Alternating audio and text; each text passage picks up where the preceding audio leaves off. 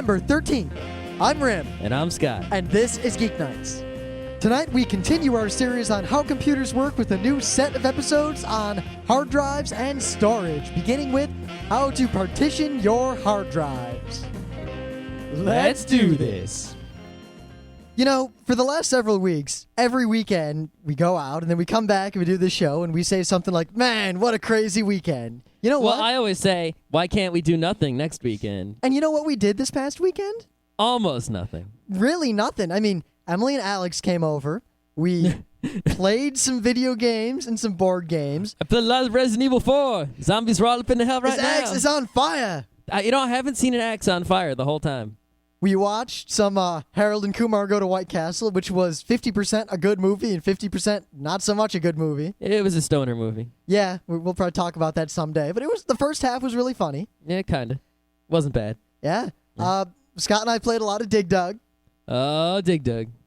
We played some Puerto Rico. What didn't I do that I wanted to do? Laundry. Yeah, I didn't do laundry. Clean my room. I didn't clean my room. Clean the bathroom. Yeah, you need to do that. I don't need. Meanwhile, I've cleaned the bathroom more times than you ever cleaned it. The bathroom's filthier than it's ever been. No, it's not. Yes, it No, is. it's not. Yes, it is. No, it's not. You can't clean 10 bathrooms. Whatever. Whatever. And of course, we're not going to have it anytime in the near future. But coming with, the beginning of Season 2, we're working on a Season 1 DVD. Yeah, among other things. We're probably going to build up. We're going to get swag. We're going to get the DVDs. We're going to get the promo CDs and a new website and everything. We're going to pile it all up in a buffer, and then we're going to release it all at once in a giant Geeknights orgasm. It's going to be crazy. Yeah, so watch out for that in some months. Probably next year, early next year. Yep. And also, all this week, because we haven't done it in a while, other than, making jokes about other podcasts, but I'm going to be playing promos all week because there are a lot of good podcasts out there that I listen to now. Yeah. Now that I've weeded the chaff from the wheat missile. Yeah. Yeah. Mm. All right, so what do we got in the news? We'll get right to it because we didn't do much this weekend. No, we didn't. Apparently Java. Well, people have been rumoring this for a long time, but Sun finally took Java and they made it open source. Not only did they make it open source, they put it out under the GPL, as opposed to one of those other licenses that Sun usually uses, like the C whatever. You might not care, but this is kind of a big deal. This is a pretty giant deal. I mean, this has implications to the point that work I did at previous employers is now no longer necessary because it has been replaced by the fact that you don't have to work around this Java stuff anymore. Yep. See, Sun is a company that's been around for a long time. And what does Sun make? They make Java, and they make servers, and they make Solaris, which is a Unix operating system. And they recently took Solaris and made Open Solaris, because Solaris is not Linux. It is Unix. It might seem the same if you don't know what the hell you're doing, but no, it is very different. And, it was everyone who bought Sun machines for their big company server farms was using Solaris, and it was important. But they put out Open Solaris, which wasn't GPL. It was, it was open. You could get Solaris for kind of free, and you couldn't just take all the source code and do whatever you wanted and whatever. And for a long time, people have been saying, why don't they open source Java? And all those people who, all the Linux crazies, the people who refuse to use anything if it's not 100% free, wouldn't use Sun Java. That's why you would download Linux and it wouldn't come with Java installed. You'd have to go out, and get Java. And usually you wouldn't get the real Java. You would get something like Cafe or Blackdown JRE or something like that. Yeah, that was a big deal at IBM because, among other things, we weren't allowed to use actual Sun Java because, as a developer, some of the things in Sun's licenses from before would, in IBM's eyes, kind of taint you to where if you worked on IBM stuff, they were worried that Sun could make claims against it. So they really had kind of this quarantine. And I had to implement a lot of things using Blackdown instead of using real Java. Yeah. Now, when you think of Java, you might just be thinking of applets in the web browser because that's, most of the way normal people see Java, is they just see Java applets in web browsers. Java is a lot of places that you don't see it. Like, you go to your bank's website, There's, I'd say, a 90% chance that bank's website is actually Java running on a server somewhere. I know a lot of you use Azurius. Yeah, That's all Azurius is Java. That's all Java. Your cell phone, all those games on your cell phone, those are all Java, pretty much, unless you have a Windows mobile phone. Yeah, in which case they're just Windows programs. Well, they might also be. There's sometimes Java, but yeah. Java is freaking everywhere, and it's super important. Now, in addition to, being awesome, because this really opens up Java, Java can just come with Linux distros now. Mm-hmm. And all sorts of fun things. But also, now, if Sun does well with this, which I'm sure they will, they're generating a lot of good press. A lot of people are just going to use Java. Java's going to have a better reputation. Maybe other companies will see that, hey, you know what? Open sourcing something like that can only be good for our company. Well, I think the point of it is Java's really old. It's like 10 plus years old. And it's gotten to a point where people are not so interested anymore. Big enterprise people who are already using Java are going to continue using Java, but new people aren't too into it. Someone who's starting something new isn't likely to choose Java. Even though a lot of people out there know it, there are better choices that are more specific to your task. Java is sort of like this big, clunky, do-it-all type of thing. I mean, Java is one of the few programming language I actually learned at all, and I hated it. I absolutely hated it. Of everything I've learned, Java was just really, especially GUI stuff, was just really kind of not what I wanted. The other thing about Java is that it's not really making Sun money anymore. The people making money off of Java are companies like IBM with their WebSphere, and there's open source programs like Tomcat on Apache where you don't need Sun, and all kinds of stuff like that. Yeah. So they weren't making money off of it, but they owned it. So they're not losing anything monetarily by opening it. Mm-hmm. All they're doing is gaining, one, industry standardness, because now, for that sort of thing, no one has any argument for using non-standard Java at all. Mm-hmm. And two, a whole bunch of good press. The Linux community is lauding them for being awesome. Not only that, but I think now that it's open source and it's not, this weird thing, you're going to see Java included in a lot of places that before it was not included. And therefore, more people are going to write in Java. It'll probably get more popular before, instead. It's basically Java was on a downhill slope. And by open sourcing it and allowing it to propagate itself to wherever, and also allowing open source people to improve Java and make it more awesome, because Sun hasn't really been doing anything to make it more awesome besides giving it away for free. Yeah. You're going to start seeing it show up in a lot more places, and having Java skills is going to be a lot more important, and there's going to be a lot of awesome stuff made in Java. Yeah? Yeah. It's going to be all good. There's going to be crazy shit happening. Watch out. So speaking of coding and programming and all that, and actually this time my segue is kind of relevant. Mm-hmm. Now, there's been a lot of talk about voting machines and how the new electronic ones are kind of either evil or poorly written or something. Pretty sure they're just poor. Yeah. Well, in one of the recent elections, a guy ran for mayor in a town that has 80 people in it. That's a small town. 80. Well, I thought it was a town of a few hundred people and only 80 people voted. No, the town has 80 people in it, according to this article. Okay. Quote, Randy Wooten figured he'd get at least one vote in his bid for mayor in this town of 80 people. Okay. So he voted for himself, obviously, and then, the election's over and he lost. He expected to lose. He had no illusion that he was going to win. The official count was that no one voted for him, that his count was 0. Now, if out of a town of 80 people, I'm sure that not 80 people voted, so it's even less than 80 votes. If a vote goes missing in a sample that small, something is fucking wrong with your voting system. That can't happen. Well, it could if your voting machine was a shitty-ass electronic voting machine. Do you know how broken it would have to be for just a number to not get counted? That could be, not even CS1, like a elementary school programming class. A middle school kid, you could teach him, the bare basics. After, the bare basics, Q basic. In basic, you could write a program that could count 80 votes easily. Yeah. With no problems whatsoever, a middle school guy would write a bulletproof vote counting program in BASIC. Now, the best part is, he says that from people he's talked to in town, at least 8 or 9 people claim to have voted for him. So it's not just his one vote, maybe. Mm. I mean, it's hard to say because one of the tenets of American democracy is that votes are secret. So you can say you voted for whoever, but you have no way to prove it. So Yep. there is a tiny chance that everyone involved is just lying. That's But- what I was going to say. It could be that these people are just so smart that they want to, really nail this bullshit about the electronic voting machines that suck, that they all voted one guy and they said they voted something else just to get the machines inspected and to start a furor. The thing is, I don't know. I give that maybe a 5% chance. Yeah, I don't give it a strong chance. I'm just pointing out the interesting possibility. Yeah, but really, this really shakes my faith in American democracy a little bit, because while I may disagree with people who get elected, I think that the process of elections and the process of democracy is more important than the result in a lot of cases, because at least if the democracy works, people have a chance to change things. If something happens and no one was involved other than a programmer who didn't pass CS 101, Yep. that's not cool at all.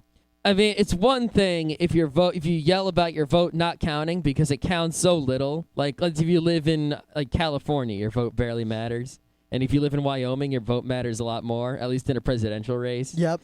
But it's another thing entirely to say my vote really doesn't matter. It's all up to some computer program. That UFO hovering over your house getting annoying? The impending apocalypse got you down. Did your horoscope tell you it's your unlucky day? Well, don't worry. Skepticality is here to remind you that sanity is only a mouse click away. Skeptical discussion, rational thought, and odd but interesting news all here at www.skepticality.com. Truth in podcasting.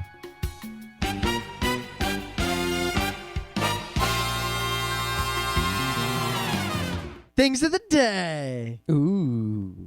So at first, I watched this thing of the day, and I said to myself the same thing that Rim said when he saw the thing of the day was, "That you can't do that." Yeah, because I made the same error that Scott made when watching it. Yeah, but then I watched it again, and I realized you definitely can do that. Some guys, it's a professional soccer game. Someone kicks the ball really high in the air. It goes near the goalie. The goalie runs way away from the goal, jumps up in the air and catches the ball, because he's a goalie, he can do that. He does like a flip in the air, and he lands, and he's on his feet. He's standing there. He's looking out at the field. He's got the ball in his hands. There's a guy from the other team behind the goalie. Now, play has not stopped. This is play. The game is in motion. Everything's cool right now. People could do whatever they want. It's just a game of soccer. It's not like a throw-in or anything like that. See, I wasn't paying attention. Or so it's not a goal kick. yeah, but when I watched it, I just wasn't paying attention, and it looked like a throw-in because I wasn't watching. Yeah, it's not a throw-in or a goal kick. It's the goalie caught the ball, and he's standing there holding the ball, and someone from the other team is standing behind him. And the goalie's far away from the goal. Now, he could have run back over to the goal with the ball, but instead of doing that, he puts it on the ground, and then he's going to size it up and then kick it all the way down the field.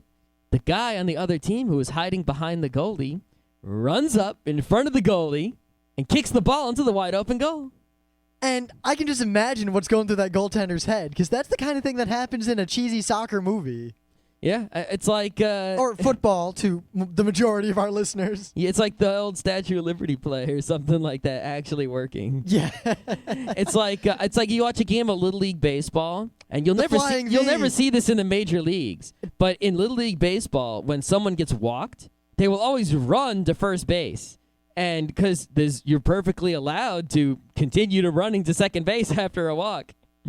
Just no one ever does. Yeah, it's the same as stealing a base. Yeah, It's so just, in Little League, kids will run to first base as fast as they can, even if they got to walk. They won't just walk, just because then they might steal second. It's like a trick. see, now, I got to say, I'd be a lot more interested in Major League Baseball if people still tried to pull shenanigans like that all the time. I'd be a lot more interested in any sport if people actually tried to pull shenanigans. The problem is every shenanigan has been pulled, and nowadays, since everyone has such a high level of athletic ability in professional sports, shenanigans don't work because athletic ability beats shenanigans. Because if a guy runs to first, no matter how fast he is after a walk, if he turns and tries to go to second, there's no way he'll get there before they throw the ball to second base. Yep. There's you no can way. fool a Little League kid, but you can't fool, Yeah. It's too bad, really. Yeah, it's like... You know what would bring baseball back for me? That's another reason. Hockey, you can't really pull shenanigans in hockey. Thing is, hockey doesn't matter because hockey's awesome anyway. I know, but... You know what would make baseball awesome? if you set it up where if you were good, they kicked you out. Like, you have to be missing at least 4 fingers to be able to play baseball. What? Anyway. All right. So when I found this like 4 days ago, it was awesome. And it suddenly exploded around the internet. So if you've seen it before me, I don't care. But this is a little video that someone did for their master's thesis in animation. And it's about a little kiwi. Oh, I saw this. Now, for those of you who don't know what a kiwi is, it's a small, flightless bird that's really, really cute with a long, long beak. It's a funny bird. It's a really awesome bird. I'd like to have a pet kiwi. No, not really. They're not that smart, from what I gather. They're not pleasant, but they look cool. Well, I think they're cute. Whatever. But yeah, this video, I don't want to ruin it. You should figure out what's going on as you watch this video, if you have any amount of intelligence, and you'll figure it out at the end, or you'll figure it out at the end. At some point, you'll figure it out. It's a very cute, charming video, but I'll warn you, it's kind of sad, but it also says a lot. I think it's a very well-done movie. Yeah, I think there's not much more to say about it. Yeah, I mean, I can't say what it means because that kind of ruins it, but just watch it and you'll feel that feeling. And if unless you're a cold-hearted... Yeah, you have to be really cold-hearted to not... Like, if you get to the end of this and you just start laughing, you're not a good dude. I think that should be the test of good bird. It's like, you just show someone the video, and you're like, all right, is he Cartman? Or it's like... Or is he Butters? Yeah. It's like, what does he say when he watches this video? Ah, good person. Oh, evil person. We just have every person in the world watch the video. We do this video and then execute the people. And the laughing test. All right.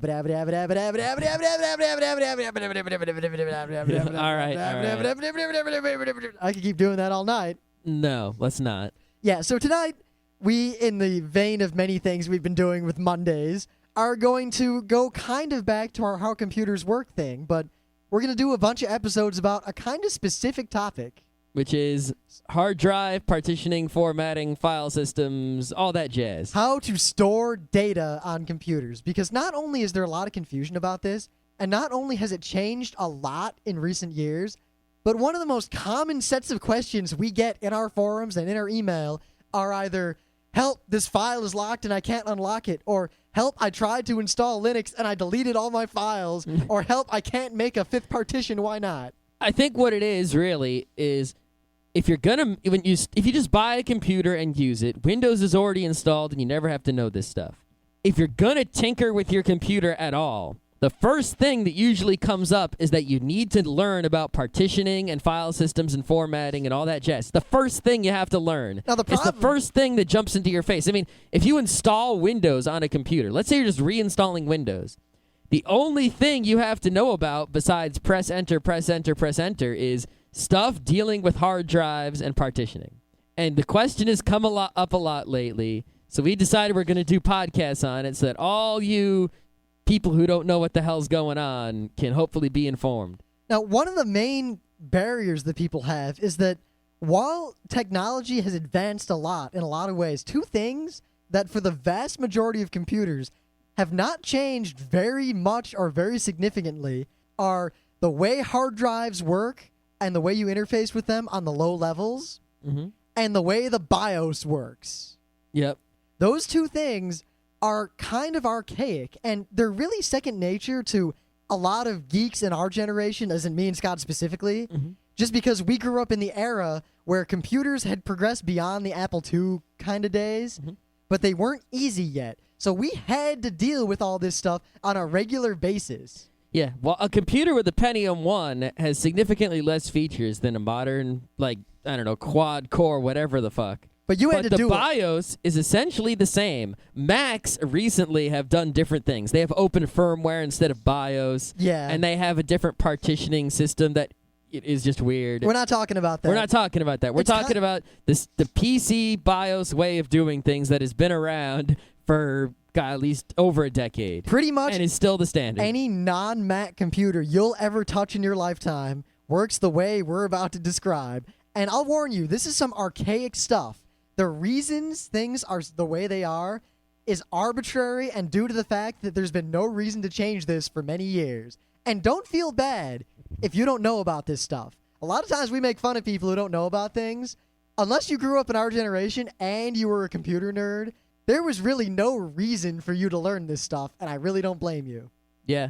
If you never try to install an operating system or anything, you're never going to encounter this ever if you're just a computer user. So it's not, I mean, I didn't even, when the first time I encountered it, I didn't know what the hell was going on. I had to freaking learn it on my own with huge chances of fucking up computers. Luckily, the first time I really had to do this, I built a computer from scratch, and I had one hard drive, and there was nothing on it. Yep. So no trouble there. Mm-hmm. All right, so a hard drive. What is a hard drive? Well, we're not gonna go into great detail. No, we're not gonna go into detail, but I want to, All right. A hard drive is, to skip all of the, it's a thing you store data on. It's a bunch of platters, magnetic platters that spin really fast, and there's a little head, and it can put a magnetic field there or take a magnetic field away in a very controlled manner. It's more complicated than that, and that's not exactly how it works, but as far as you're all concerned, that's all you really need to know. It stores zeros and ones in magnetic fields on a spinning disk. It's a magic little box that can hold like millions upon millions of zeros and ones Now, without letting go of them. Even if you turn it off, those zeros and ones are still in there. a lot of different people make hard drives, and every hard drive, the actual physical how it puts the data there is actually a lot different. I mean, every hard drive kind of works differently, and different manufacturers sometimes do completely different things. But you know when you buy a hard drive, on the outside of it, or sometimes hidden inside, there's this big circuit board? Mm-hmm. In there, it translates whatever stuff the hard drive manufacturer made into a standard that all computers can understand. Mm-hmm. So no matter what goes on inside the hard drive, it all comes out the same. So as far as you're concerned, the hard drives are all the same. You plug it in to whatever connector it uses, and it just works. Yep. If you have a freaking hard drive with that fancy new perpendicular native command queuing, all that jazz, those are just fancy words that say this hard drive is more awesome. Yeah, they're right. Those hard drives are more awesome. But it doesn't actually change what you have to do. Yeah, the connector's the same. As far as you're concerned, everything's the same. I mean, if there's a serial ATA hard drive, you might need a driver on Windows XP, but that's about it. Yeah. Yeah. Oh, sometimes Linux with old motherboards with serial ATA. Well, no, if you're building the Linux kernel by hand, you got to remember to include the stuff for your particular serial ATA controller. But if you're using Ubuntu or any other distribution that comes with a precompiled kernel for you, you don't have to worry because your serial ATA hard drive will 99.9% of the time just work. Yep. So we're not even going to talk about, ATA or, SCSI or any of that. Nope. That's not what we're talking about. We're talking about you've already got the hard drive. You plug it into your computer. You flip whatever jumper's on it. Mm-hmm. You go into your BIOS and you make it work. Now what? It's a blank hard drive. You turn your computer on. When you turn a computer on, the first thing it does is it says, okay, let's turn on. And what it does is it looks for the first hard drive it can find, or it looks for whatever you tell it to look for. In the BIOS, you say, boot off the floppy, boot off the CD, and it goes there. It goes to the CD or the floppy or a USB thumb drive, or usually the very first hard drive. And it says, where's the data that tells me what to do next? And if there's nothing there, it goes, non-system disk or disk error. I'm sure you've seen that at least once in your life, especially if you were back in the DOS days. You've seen that a lot. Oh, God. In the DOS days, you would see non-system disk or disk error all the time. I overwrote my MBR before I knew what an MBR was, and I cried because I thought I'd broken my family computer. Yep. Non-system disk or disk error was a classic error from back in the day. When you couldn't change the boot order on computers, you'd put a floppy in there that you were using just to store some pictures. Yep. And you would turn the computer on, it would try to boot off the floppy that just had pictures on it, and you'd be it like, would say, no! Non-system disk or disk error. Anyway. So, you got this hard drive, you plug it in. There are a number of things in a very specific order that must be done to a raw hard drive to make it usable. The very first step, aside from, manufacturing the hard drive and putting it in a box and selling giving it electricity, is low-level formatting. You might hear people use the term low-level formatting. I will tell you right now, you will never need to low-level format a hard drive. There is one or two instances where you'll need to low-level format a hard drive, but they are rare. You'll probably sell that hard drive on eBay. If you were going to sell a hard drive on eBay, you should probably low-level format it so that no one scoops your data off of it that you left behind. Yep, but low-level formatting is a thing that is done by the manufacturer to prepare the disk for data to be put on it. It is nothing to do with the formatting that you know and love. Nope. All they do is basically fill the drive with zeros. And a couple other things. Like sometimes drives, it calibrates everything. The heads make sure they're all lined up. Yep. Some drives do like an internal diagnostic thing. None of that matters. Low-level formatting, pretend it doesn't even exist. Yep. So what do you do after that? Huh. Well, you know how a drive can act like a whole bunch of different drives? Like you can have C, D, and E drive all on the same disk? Really? How do you do that? See, you only have one actual physical hard drive in the computer, but your computer, most computers, you have one physical hard drive, desktop computers, and it'll say C drive. You have one hard drive. Well, some people, they have one hard drive in the computer, but it says C, D, E, F, G. How do they do that? Well, it's called partitioning. Partitioning. Sounds like Sesame Street. As you put up partitions in a room to split it up. That's what partitions are. You split up the hard drive into pieces that all act as separate pieces. Instead of having to go out and buy 4 hard drives that are 20 gigs each, you can get one 80 gig hard drive and split it into 4 20 gig pieces. And it's essentially, as far as the operating system is concerned, it's sort of the same. Now, you might wonder, why would anyone do that? And the easy answer is that nobody does it anymore. I mean, unless you're dual booting these days, there is almost no reason to partition a hard drive. Well, with Windows, there's almost no reason to partition a hard drive. I mean, if you're running Windows, you just say, and you're not doing anything else, and you have one hard drive in your computer, you say, Windows, take up the whole hard drive, and you're done. And you don't have to do anything. Yep, you see, part of the history here is that back in the day, even now, there are limits as to how big a hard drive can be because of how much, space a computer can address. And there are a whole bunch of factors there. And a long time ago, it used to be that a drive couldn't be very big at all. So if you had, a 4 gigabyte drive, you had to break it into 2 gigabyte partitions because your computer could only see 2 gigabytes of a drive at a time. Mm-hmm. Also, back in the day, a lot of people, would have a computer and they needed to have more than one operating system on the computer. They needed, a Unix and a DOS or something like that. How could you couldn't afford another hard drive. God damn it, those things were expensive. Not like today where hard drives are cheap as shit and you can just get boxes full of these things. So people had to split those hard drives up into different pieces because you couldn't put 2 operating systems in the same piece because, like I said before, your computer turns on, it looks at that hard drive, it wants to boot. So it looks for the first partition or the master boot record, which is even before, it's like the 0th partition on a hard drive is the master boot record. It's kind of a hidden thing that you have to do special things to interact with. Yeah, and the master boot record doesn't exist on every hard drive in the universe. It can actually exist even on a CD or a floppy drive, but it's sort of like on every storage medium, a CD, a hard drive, a floppy, there is space for a master boot record to go, and it's either there or it's not. And if you put it there, if you put a master boot record in the area where it belongs, which is like sort of the 0th partition before everything else, then your computer can boot from that, and it will be a system disk. If you do not put a master boot record there, then the computer will say, I don't know how to boot from that. What do you want me to do? Now, the other reasons that you'll want to partition nowadays is, 1, Linux, but I'll get to that in a minute. Mm-hmm. But 2, a lot of people, when they install Windows, and this has pretty much been standard practice for me for as long as I've used Windows, which I've stopped using Windows, so it's kind of a moot point now. I'd always install Windows on like a 5 or 6 gigabyte C drive. And it would be just Windows. I would never put anything else there. Then I'd make another partition, D drive, and that would be where all my applications would go, all my MP3s would go, everything else I own would go.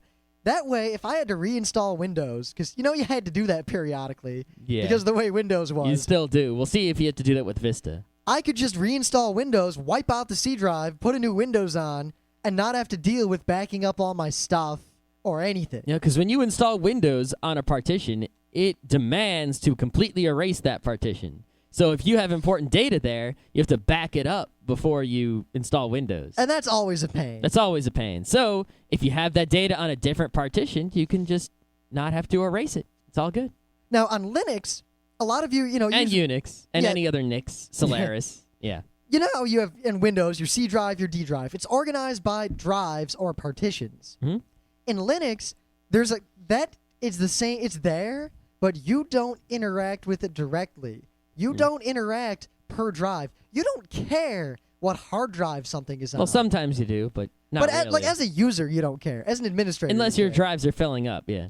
Yeah, but as a user, when you're using a Linux, Unix, whatever, you will have a file system that starts at root, and then there are folders in root, and then there are folders in those folders. And instead of having a drive, like, in Windows, C drive, D drive, that's the bottom. The drive starts there. Mm-hmm. Root doesn't really exist anywhere because all the folders are in it, and then you can mount a drive like it was a C drive anywhere you want, hanging off of any other folder. Yep. I'm trying to be really non-technical here. So in Linux, you have slash. Slash is the top. When you're at slash, you see everything.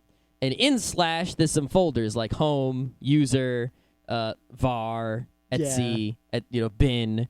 And in those folders are other files. Now, well, how do you know which hard drive it is? Well, slash needs to be on a partition somewhere. So one of your partitions is slash, and that contains everything.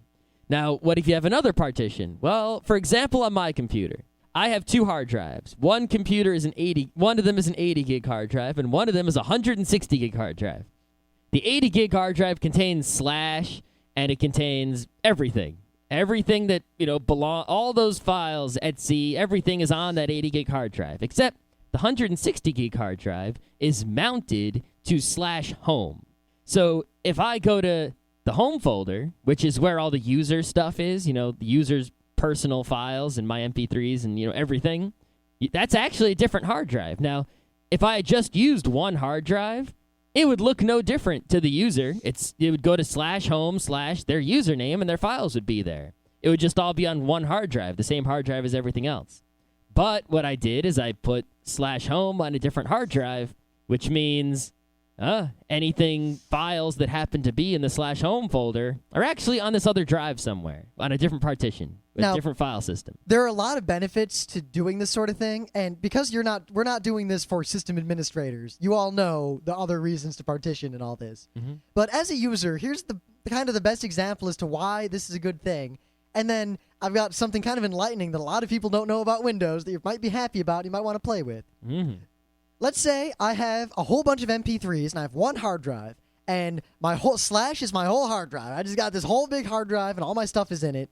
One big partition, being simple here.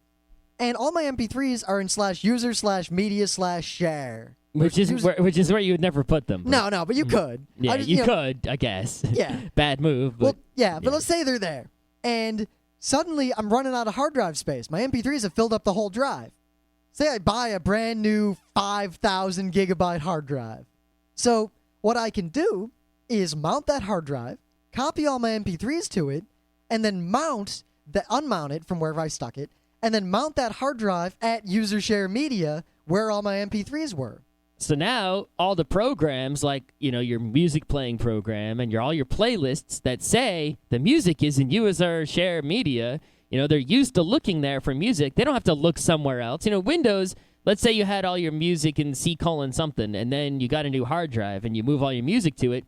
Now your music is on D:something, and you have to tell all your programs to look somewhere else to find your music. In Linux, not the case. Yep, so now you've upgraded your space, but you haven't had to... I see a lot of people have a Windows computer, and they have E drive, F drive, because they keep buying new hard drives and sticking them in, and they don't realize that you can do the same thing in Windows, starting with Windows 2000. You can go into the disk manager, take a new hard drive or a partition, and just mount it somewhere, pretty much just like you do in Linux.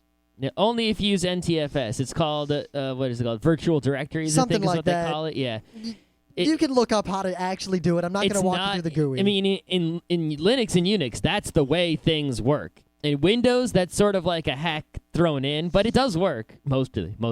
Not 100%. But yeah, it'll work. If you're just using Windows, it'll work just fine. You won't care. Makes no difference to you.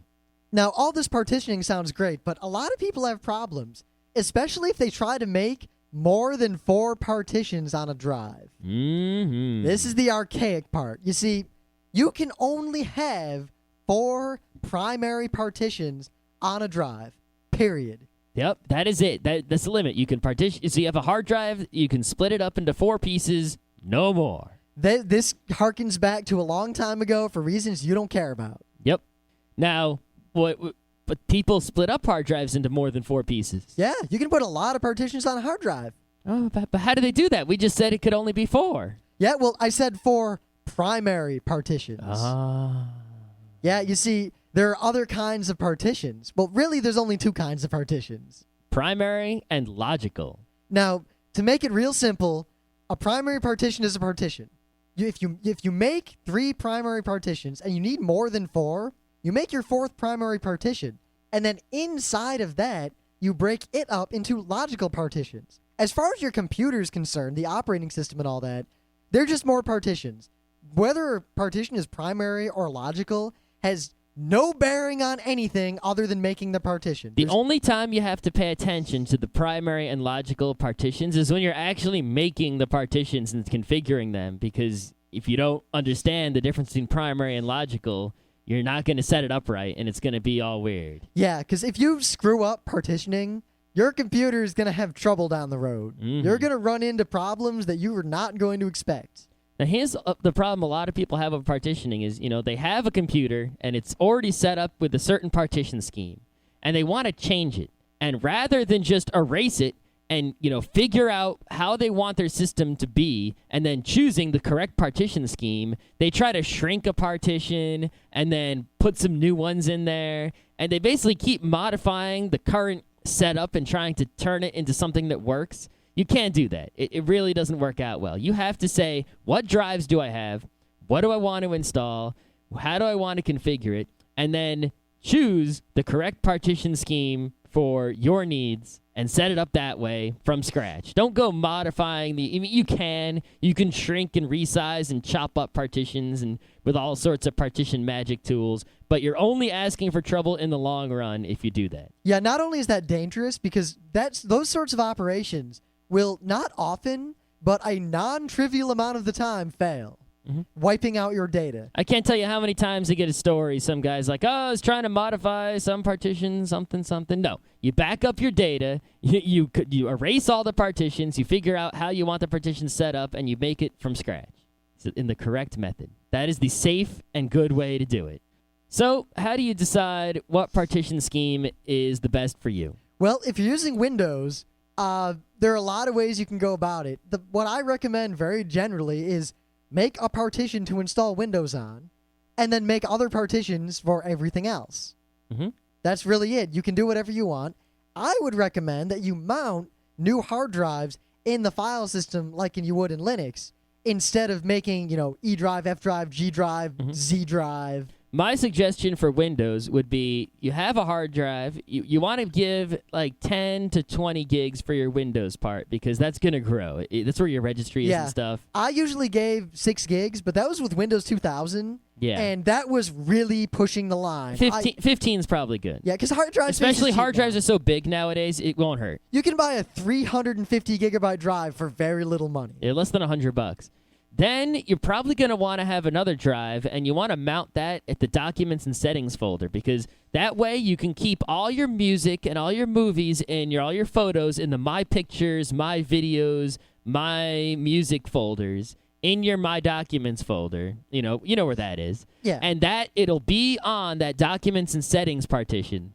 That you want to make that as big as you can, because that's where you're going to put all your multimedia. So now your computer won't be confused, because you're not storing your music in like C:\music or some other weird-ass place. You're storing it in My Documents, My Music. But the Documents and Settings folder is actually another partition that's really big, and that works out really, really well. That way, if you lose your music, if you reinstall Windows, you just say, hey, yeah, make that the Documents and Settings folder again. All of a sudden, all your settings and all your music are back where they were like nothing's happened. It's a good move. Yep, though sometimes that sort of thing will give you trouble because Windows applications tend to not deal with a lot of things well. Yeah, so it depends on the application. So if you have applications that are dodgy or that'll cause trouble, applications that like to save their data in places like that, and you have to make sure it's not there. Yeah, but if you're using, say, Firefox, iTunes, GAIM, that kind of stuff, it'll be happy as a clam. Yeah, or if you're just not comfortable doing that whole mounting drives where they're not a drive letter thing, just make, a C partition for Windows. Make it, 10, 15, 20 gigs, probably 20. make the rest of that drive your D drive, and then every new hard drive, make it one big partition. Yep. And let NTFS do its thing. Yep. Now, if you're using Linux, there's a bunch of different ways to go about it. Yeah. You're going to have to, first, you can either make /boot a separate partition or not. And it depends. If you're using Gentoo, it's probably a good idea. If you're using Ubuntu, you won't have to, really. Really? I think we'd have to do a whole separate episode on Linux stuff, because there are different ways to go about it, and there's no right way. There is no right way. You really have to know what you're using it for. I mean, Yeah. if you have a server, you really want to make /var a separate partition, because if a log file gets out of control, which it happens often, it could fill up your entire partition, and then nothing will be able to write to log files, and your server applications will stop working. Yep, and then there's also the issue of you need a swap partition, which Windows does swapping very differently. You'll make a swap file on a drive. Mm-hmm. And in fact, you can have multiple swap files. Mm-hmm. So if you have multiple physical hard drives, you want to have a swap file on every hard drive so that Windows can be more efficient and access these drives simultaneously, or access the swap from one while it's accessing the data from another, that sort of thing. Yep. Linux, you make entire swap partitions, and there's all sorts of neat stuff. Like, say you have multiple... You can also make swap files, but you want to make a swap partition. But let's say you have multiple Linuxes installed on one computer. They can all share swap files. Yeah, you can just have, let's say I have 3 different Linuxes on the same computer on the first 3 primary partitions. Well, the 4th primary partition is going to be a swap. And all the different Linuxes can use that same swap, because it doesn't really matter. Yeah, because once you turn off a computer, whatever was in the swap doesn't matter anymore. Yep. Because if it mattered, it was written out to disk in the real part of the disk where it mattered. Mm-hmm. Now, you generally want your swap partition to be twice as much as you have RAM. So if you have a gig of RAM, you want a 2 gig swap partition. Yeah. Now, again, there's all sorts of different things you could do. Like, there are people who have, like, a solid-state drive, and they put their swap there, so it's just, like, more RAM and all sorts of crazy stuff. A lot of people they have more RAM, and they put the swap partition in a RAM drive. Yeah, but that kind of... It does. You're better off just having that be RAM. Yeah, you really are. Yeah. Plus, the way the Linux kernel handles swapping versus the way the Windows handles it is 10,000 times more intelligent. And if you have enough RAM and you never use up all your RAM, Linux will almost never use the swap, ever. Windows will use the swap even if you don't do anything. Yep, there's also neat stuff, like say you have a Knoppix CD or something, a live CD, and you want to boot it and use it. A lot of them will look, and if they see a swap partition, they'll just use it, and your live CD will work a lot faster. Oh, it sure will. That's a big deal. Mm-hmm. Granted, you shouldn't be using live CDs on a regular basis for computing. No, you use live CDs for, I'm going to install an operating system, or, I need to diagnose this computer. Or, I'm in someone's house with scary spywared windows, and I want to check my email. Exactly. Yeah. Mm-hmm. Now, we could go on, and we'll probably have to break this up, but the next show we do, there's a lot of confusion, especially due to the way Windows works, about file systems and what formatting a drive means. Because in Windows, when you format a drive, it actually does 2 different things. Mm-hmm. And in Linux and in Unix and the rest of the world, you do those 2 different things separately. Well, I think the reason that this confusion occurred is because back in the day, with DOS and whatever, you would just format floppy drives. You would format floppy disks, and you would just format them, and you knew that meant you would completely erase the floppy disk and get it ready for being used. And that's all you knew about formatting. Now, the details of that are much more important. And we'll get into that the next time we continue this series on hard drives. If you have questions, ask them in the forum and ask Google. Yep. Google knows all. Yeah, probably you don't want to email us with a hard drive question because we probably won't get a chance to answer you. But if you post in the forums, there's a good chance, even if we don't get to you right away, someone else will. Yeah. The people in our forums are pretty smart. And except for one of you out there, you know who you are. Yeah. And to be honest, everyone's all, is it me? I get asked a lot of questions every day through QNew and other places. You mean like the Geeknights email address? Oh, no, mostly QNew. Only occasionally with the Geeknights email address. But most of those questions, I just go to Google, find the answer, and tell it to the person. Yeah, we should start charging money. We'll have a service where you pay us and you ask us anything, and we'll answer it by going to Google and Wikipedia. Yes. So before you open your mouth, ask Google first. If Google doesn't know the answer, the odds are we don't either. Yeah.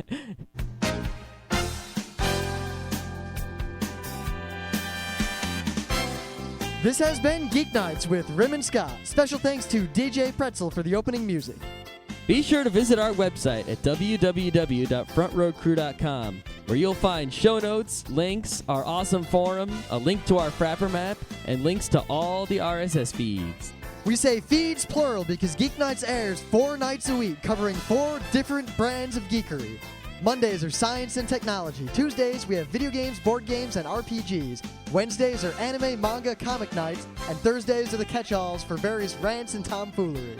You can send us feedback by email to geeknights@frontrowcrew.com. Or you can send audio feedback via Audio. Just click the link that says Send Me an Audio on the right side of our website. If you like what you hear, you can catch the last 100 episodes in iTunes or in your favorite podcatcher. For the complete archives, visit the website, which has everything. Geeknights is distributed under a Creative Commons Attribution Non-Commercial Share-alike 2.5 license. This means you can do whatever you want with it as long as you give us credit, don't make money, and share it in kind. Geeknights is recorded live with no studio and no audience. But unlike those other late shows, it's actually recorded at night.